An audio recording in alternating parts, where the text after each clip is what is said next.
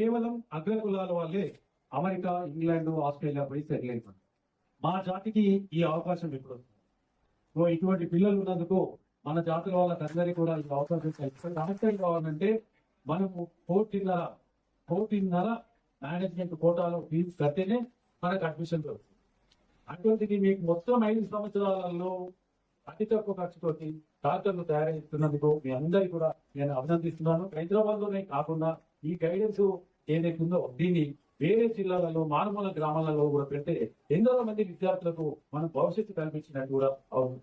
కాబట్టి దీంట్లో మీరేమి కూడా వెనకాడకుండా మేనేజ్మెంట్ యూనివర్సిటీలో ఎవరెవరికైతే అడ్మిషన్ వస్తుందో మీరందరూ అక్కడ పోయి చదువుకొని మంచి డాక్టర్లుగా పనిచేస్తారని నేను ఆశిస్తా ఉన్నాను.